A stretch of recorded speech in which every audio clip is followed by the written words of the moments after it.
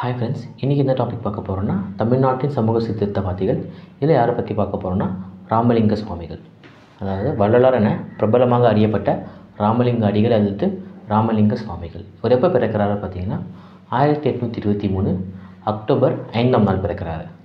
இவர் பெற்றோர் பேர் பார்த்திங்கன்னா ராமையா சின்னம்மையருக்கு 5வது மகனாக பிறக்கிறாரு. எங்கன்னு சிதம்பரத்துக்கு அருகே உள்ள மருதூர் என்னும் கிராமத்தில் பிறக்கிறாரு. இவருடைய தந்தையோட மறைவிற்கு அப்புறம் இவருடைய குடும்பம் சென்னைக்கு குடிபெயர்றாங்க. அங்கே இவருடைய சகோதரரோட இல்லம் இருக்குது, அதனால் அங்கே குடிபெயர்றாங்க. இவர் என்ன தான் முறையான கல்வியை பெறாமல் இருந்தாலும் இவர் அளப்பரிய புலமையை பெற்றிருந்தார். உயிர்களிடையே நம்பிக்கை, இரக்கம் என்னும் பிணைப்புகள் இருக்க வேண்டும் என்றார்.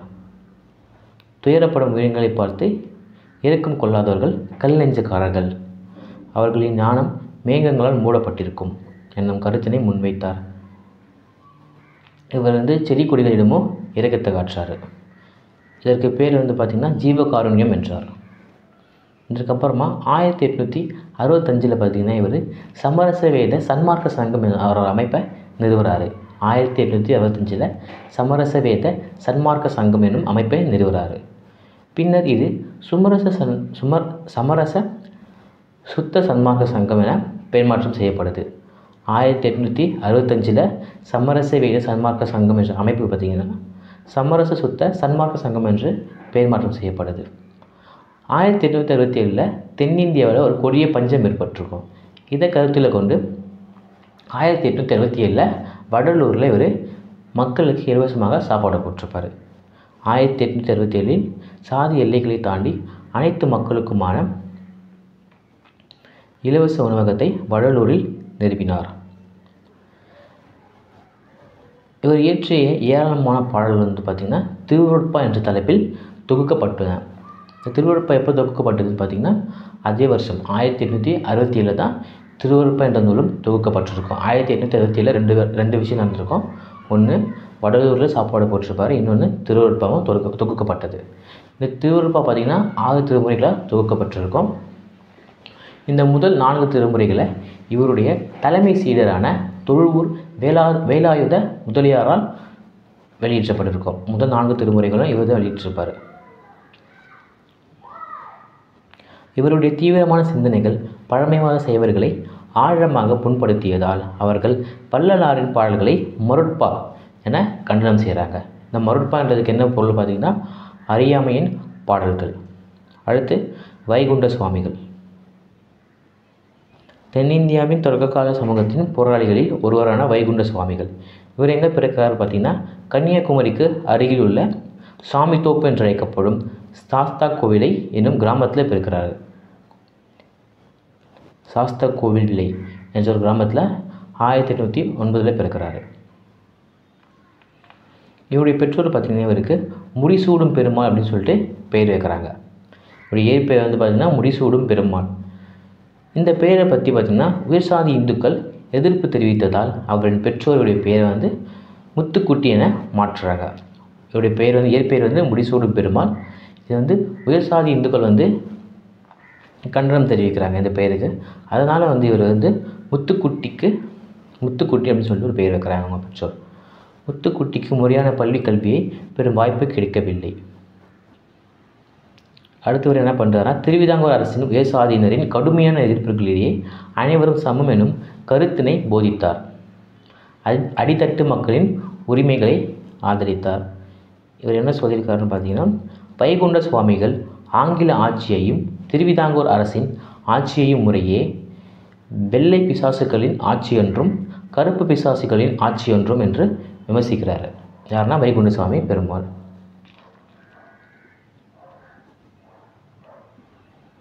அடுத்து இவர் என்ன பண்ணுறாரு பார்த்தீங்கன்னா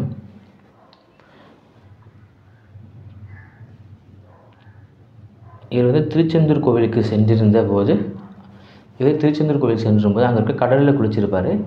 அங்கே குளிக்கும்போது இவருடைய சரும நோய் சரியாயிருக்கும்.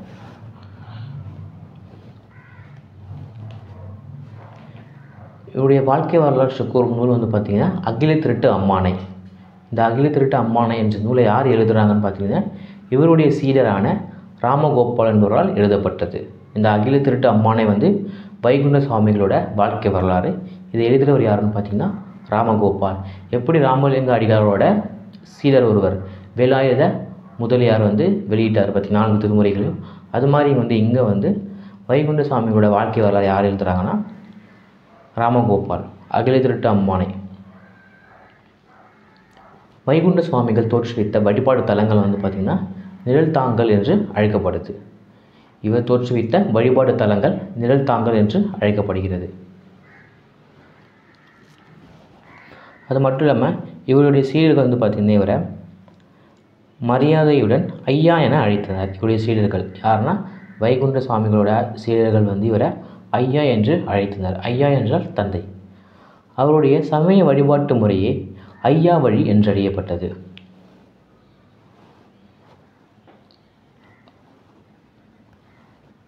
அடுத்தது அயோத்திதாசர். பண்டித அயோத்திதாசர் வந்து பார்த்திங்கன்னா 1845 பிறக்கிறாரு. இவர் வந்து தீவிர தமிழறிஞரும் சித்த மருத்துவரும் பத்திரிகையாளரும் சமூக அரசியல் செயற்பாடுவருமான இவர் எங்கே பிறக்கிறாருன்னா சென்னையில் பிறக்கிறாரு. இவர் தெரிஞ்ச லாங்குவேஜ் பார்த்திங்கன்னா தமிழ், ஆங்கிலம், சமஸ்கிருதம், பாலி ஆகிய மொழிகளில் புலமை பெற்றவர். அடுத்து இவர் என்ன பண்ணிட்டாருன்னா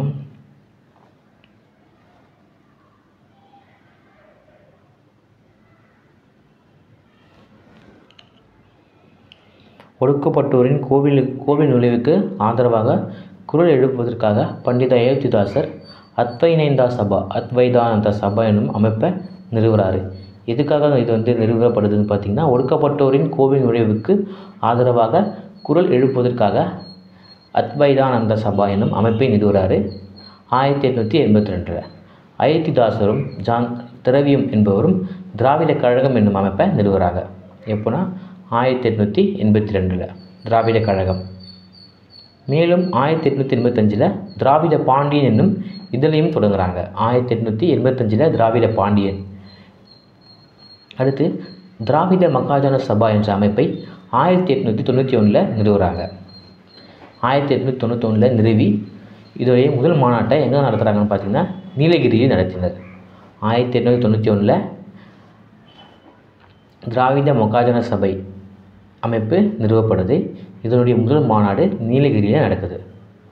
1907 பார்த்திங்கன்னா இவருடைய இதழ், அதாவது ஒரு பைசா தமிழன் என்ற இதழை வெளியிட்டார். ஒரு பைசா தமிழன் என்ற பெயரில் ஒரு வாராந்திர பத்திரிகையை தொடங்குகிறார். 1907 ஒரு பைசா தமிழன் என்ற பெயரில் ஒரு வாராந்திர பத்திரிகையை தொடங்கி அதை 1914 வரை காலமாகும் வரை அது தொடர்ந்து 1907 வந்து பார்த்திங்கன்னா இதோட விலை வந்து காலனாவாக இருந்திருக்கும்.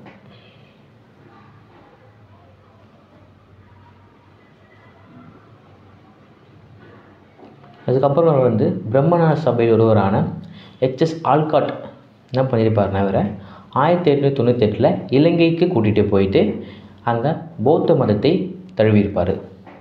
1898 இலங்கைக்கு போயிருப்பாங்க. யாருன்னா அயோத்திதாசரும் H.S. ஆல்காட் அவர்களும் போயிட்டு அங்கே வந்து பௌத்த மதத்தை தழுவியிருப்பாங்க.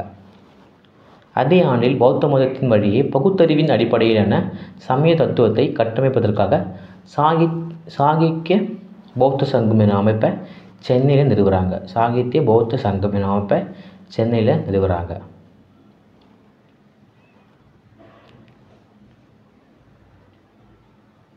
இந்த அயோத்திதாசரோட உண்மையான பெயர் பார்த்திங்கன்னா காத்தவராயன். அயோத்திதாசரோட உண்மையான பெயர் வந்து காத்தவராயன். இந்த அயோத்திதாசர்ன்றது யாருடைய பெயர் பார்த்திங்கன்னா அவருடைய ஆசிரியரோட பெயர். வல்லக்காலத்தி அயோத்திதாசர் இதுதான் இவருடைய ஆசிரியருடைய பெயர். அவர்கிட்ட தான் இவர் வந்து கல்வி கற்றிருப்பார். வல்லக்காலத்தி அயோத்திதாசர் அவருடைய பெயர் தான் இவர் வந்து மாற்றிருப்பார். அந்த ஒரு பைசா தமிழ் வந்து எங்கே தொடங்கப்படுதுன்னு பார்த்திங்கன்னா 1907 ராயப்பேட்டையில் தான் தலைமையிடமாக கொண்டு இது தொடங்கப்படுது.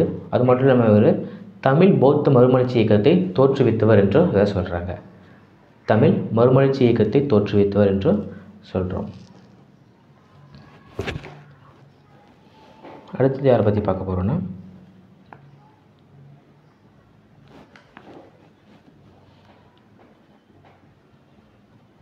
அடுத்து பெரியாரை பற்றி பார்ப்போம். இவர் பெரியார் எப்போ பிறக்கிறாருன்னு பார்த்தீங்கன்னா செப்டம்பர் 17, 1829 பிறக்கிறாரு. இவர் தோற்றுவித்த இயக்கம் பார்த்திங்கன்னா 1925 சுயமரியாதை இயக்கம் தோற்றுவிக்கப்படுது. அது மட்டும் இல்லாமல் 1929 அதிலிருந்து 1932 வரைக்கும் பார்த்திங்கன்னா மலேசியா, சிங்கப்பூர், இலங்கை, பிரான்ஸ், ஜெர்மனி போன்ற நாடுகளுக்கு பயணத்தை மேற்கொண்டிருக்காரு. 1973 பார்த்திங்கன்னா யுனெஸ்கோ மன்றம் என்ற ஒரு நிறுவனம் பார்த்திங்கன்னா பெரியாரை புத்துலக தொலைநோக்காளர், அது மட்டும் இல்லாமல் புத்துலக தொலைநோக்காளர் மற்றும் தென்னிந்தியாவின் சாக்ரட்டிஸ் என பாராட்டி விருது வழங்கியது யுனெஸ்கோ நிறுவனம். இந்த யுனெஸ்கோ நிறுவனம் யார் தான் இருக்குன்னு பார்த்தீங்கன்னா இதுவும் பெரியாருடன் தான் 1973. அடுத்தது முதலாவது சமுதாய போராட்டம் எப்போ நடத்தப்படுதுன்னு பார்த்தீங்கன்னா முதலாவது சமுதாய போராட்டம் கேரளாவில் உள்ள வைக்கம் என்ற இடத்துல தீண்டாமை ஒழிப்பிற்காக திருவிதாங்கூர் மன்னருக்கு எதிராக போராடி வெற்றி கண்டார். இதுதான் இவருடைய முதல் சமுதாய போராட்டம். அடுத்து இன்னொரு பற்றி பார்ப்போம். கந்துக்கூரி வீரசுவலிங்கம். இந்த 2 பேரை பற்றி 10th புக்கில் கொடுத்துருக்க மாட்டாங்க, எத்திக்ஸ் புக்கில் தான் இருக்கும். கந்துக்கூரி வீரசுவலிங்கம். இந்த கந்துக்கூரி வீரசுவலிங்கத்தை தெலுங்கு மறுமலர்ச்சி இயக்கத்தின் தந்தை என்று அழைக்கப்பட்டவர். இவர் 1848 ஆந்திராவில் ராஜமுந்திரி என்ற இடத்துல பிறக்கிறாரு. 1848 ஆந்திராவில் இருக்க ராஜமுந்திரி என்ற இடத்துல பிறக்கிறாரு. பெண் கல்வியை ஊக்குவிக்க 1876 விவேகவர்த்தினி என்ற செய்தித்தாளை தொடங்குகிறாரு. பெண் கல்வியை ஊக்குவிக்குவதற்காக 1876 விவேகவர்த்தினி என்ற செய்தித்தாளை தொடங்குகிறாரு. 1874 ஒரு பொதுப்பள்ளியை நிறுவுறாரு. 1908 பார்த்திங்கன்னா ஹித்காரிணி பள்ளியை தொடங்குறாரு. ஹித்காரிணி அப்படின்ற ஒரு பள்ளியை தொடங்குறாரு. அது மட்டும் இல்லாமல் ஆந்திராவில் பார்த்திங்கன்னா இவர் விதவைகள் திருமணத்தை நடத்தி வைக்கிறாரு. 1881 ஆந்திராவில் விதவைகள் திருமணத்தை நடத்தி வைக்கிறாரு. இதோட இவரை பற்றி இன்ஃபர்மேஷன் அவ்வளோதான். தேங்க்யூ.